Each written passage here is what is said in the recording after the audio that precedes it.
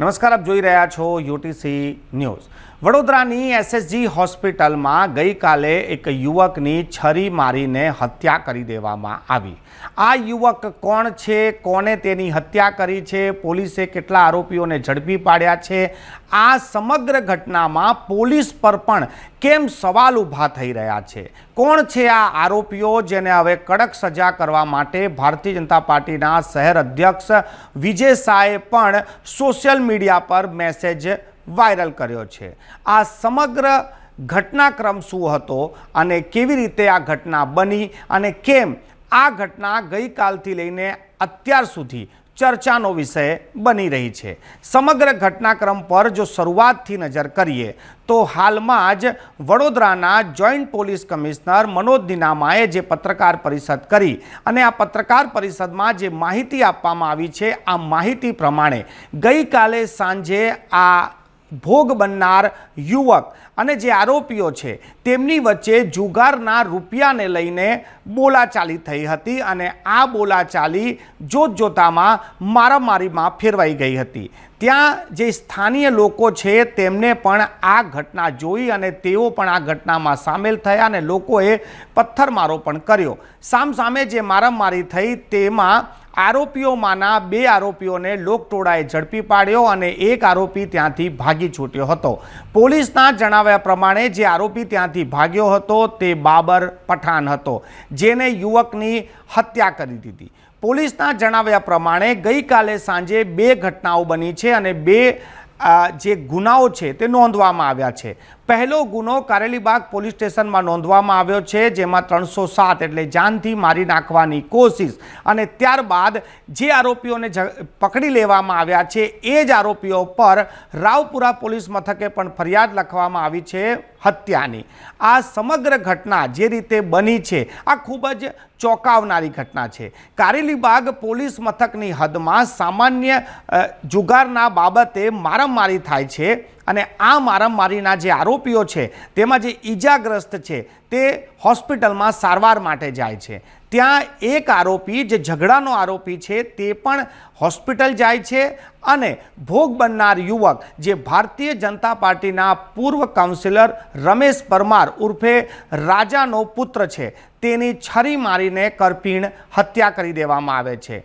આ પૂર્વ કાઉન્સિલરની હત્યા થઈ હોવાની માહિતી મળતાની સાથે જ ભારતીય જનતા પાર્ટીના તમામ જે મોટા નેતાઓ છે તે એસએસજી હોસ્પિટલ પહોંચે છે અને આરોપીઓને ઝડપી પાડવા, તેમને કડક સજા કરવા માટે કમર કસી લે છે। સવાર થતાની સાથે જ લોકટોળા કારેલીબાગ પોલીસ સ્ટેશન પણ પહોંચે છે અને ભારતીય જનતા પાર્ટીના નેતા વડોદરાના મેયર પિંકીબેન સોની, સ્થાયીના અધ્યક્ષ ડૉક્ટર શીતલ મિસ્ત્રી સહિત તમામ જે મોટા નેતાઓ છે તેઓ પણ કારેલીબાગ પોલીસ સ્ટેશન પહોંચે છે। દુઃખની આ ઘડીમાં પોતાના નેતા અને પૂર્વ કાઉન્સિલર રમેશ પરમારના પુત્રની હત્યા બાદ તેને ન્યાય મળે તેના માટે પોલીસને પણ તેઓ સૂચનાઓ આપવા લાગે છે।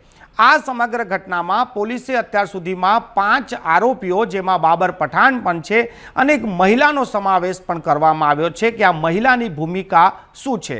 ફરિયાદમાં કહેવામાં આવ્યું છે કે બાબર પઠાણને જે મદદ કરી છે અને જે ઉશ્કેરવામાં આવી છે તે આ મહિલાએ કરી છે, એટલે પોલીસે આ મહિલાને પણ આરોપી બનાવી છે, પરંતુ પોલીસ હવે કડીઓ જોડી રહી છે।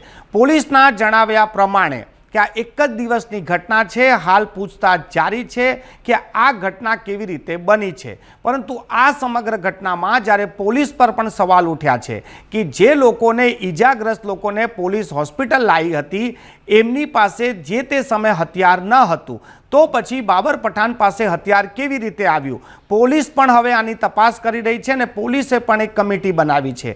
આ ઘટનામાં પોલીસને કેવી રીતે બેદરકારી કોને રાખી છે તેની પણ હવે તપાસ પોલીસ કરી રહી છે। પોલીસના જણાવ્યા પ્રમાણે આ સમગ્ર ઘટનામાં કોઈ એવું ચોક્કસ કે ઠોસ કારણ ના હતું કે કોઈની હત્યા કરી દેવામાં આવે। આ એક નજીવી ઝઘડાની બાબત હતી, તો પછી આટલું મોટું સ્વરૂપ ધારણ કેમ કર્યું? પોલીસ માટે પણ આ એક મોટો યક્ષ પ્રશ્ન છે। પોલીસ પણ હવે આરોપીઓની પૂછતાછ કરી રહી છે કે આ ઘટના જે મારામારીની હતી તે હત્યા સુધી કેવી રીતે પહોંચી ગઈ, આરોપી બાબર પઠાણને કોને આટલો બધો ઉશ્કેર્યો કે તેને એસએસજી હોસ્પિટલમાં જઈને ભોગ બનનાર જે યુવક છે તપન તેની હત્યા કરી દીધી। હવે આ સમગ્ર ઘટનાને લઈને વડોદરામાં એક ટેન્શનનું વાતાવરણ થઈ ગયું છે। જે વિસ્તારમાં આ ઘટના બની છે તે વડોદરાનો સંવેદનશીલ વિસ્તાર નાગરવાડા છે, એટલે પોલીસ પણ એક્શનમાં આવી ગઈ છે। જ્યારે આ ઘટના બની ત્યારથી જ પોલીસે ત્યાં પેટ્રોલિંગ વધારી દીધી હતી ને લોકોને પણ શાંતિ રાખવાની અપીલ કરવામાં આવી રહી છે। આજે આ 5 આરોપીઓ જે પુરુષો છે ને એક આરોપી મહિલા એટલે કુલ 6 આરોપીઓને પોલીસે પ્રેસની સામે પણ હાજર કરી દીધા છે। પોલીસના જણાવ્યા પ્રમાણે આ આરોપીઓને હવે ગુનો કબૂલ કરવામાં આવશે, તેની પૂછતાછ કરવામાં આવશે, ફોરેન્સિક રિપોર્ટ એફએસએલના રિપોર્ટ લેવામાં આવશે અને આ સમગ્ર ઘટનાક્રમમાં જે કાયદાકીય રીતે થશે તે થશે। પરંતુ એક જ રાતમાં વડોદરાના 2 પોલીસ સ્ટેશનમાં આ ગુના નોંધાવા, જેના આરોપી એક જ હોવા અને પોલીસ પર પણ સવાલ ઉઠવા, આ વડોદરા માટે, વડોદરા પોલીસ માટે, કાયદો અને વ્યવસ્થાના રક્ષકો માટે ખૂબ મોટી ચેલેન્જ બની જાય છે। આજે જે રીતે પોલીસે બાબર પઠાણના ભૂતકાળ વિશે જણાવ્યું કે તેને મારામારીના કેસો તેની પર છે, તેની પર બુટલેગરના પણ કેસો છે અને આવા જ્યારે કેસો હોય અને જે વ્યક્તિ પહેલાં પાસામાં પણ જઈ આવ્યો હોય અને આવા વ્યક્તિને પોલીસે સામાન્ય રીતે વર્તન કર્યું તે પણ ખૂબ જ ચોંકાવનારી બાબત છે। લોકો હવે એવા પણ સવાલ ઉઠી રહ્યા છે કે વડોદરામાં આવા કેટલા બાબર ફરી રહ્યા છે કે જેઓ ગુનાહિત ઇતિહાસ ધરાવે છે પરંતુ પોલીસ તેને સામાન્ય વ્યક્તિની જેમ જોઈ રહી છે। એ વ્યક્તિ આગળ ભવિષ્યમાં પણ આવા ગુનાઓને અંજામ આપી શકે છે, એટલે પોલીસે પણ હવે આવા લોકોને આઈડેન્ટિફાઈ કરવાની ખૂબ જરૂર છે અને જે લોકોના ગુનાહિત ઇતિહાસ છે એ લોકોને ગુનાગારની જેમ અલગથી જોવાની હવે જરૂરત છે। પરંતુ આપણા કાયદામાં એક વાત છે કે ગુનો કર્યા બાદ જ્યારે તેની સજા ભોગવી લેતો હોય છે ત્યારે એ વ્યક્તિ નિર્દોષ થઈ જાય છે, એટલે આપણે એને સામાન્ય વ્યક્તિ જ માની લેતા હોઈએ છીએ અને એવું જ કંઈ પોલીસે પણ માની લીધું હશે। બાબર પઠાણે જે રીતે તપન પરમારની હત્યા કરી છે, આ હત્યાનું ચોક્કસ કારણ જ્યાં સુધી જાણવા નહીં મળે ત્યાં સુધી પરિવારજનો, સ્થાનીયો અને ભાજપના નેતાઓ પણ જંપીને નહીં બેસે। પરંતુ પોલીસના જણાવ્યા પ્રમાણે કોઈ પણ એવું ઠોસ કારણ અત્યાર સુધીમાં દેખાતું નથી। આ એક ઝઘડાએ આટલો મોટો રૂપ લઈ લીધો, પોલીસ માટે પણ આ આશ્ચર્યની વાત છે।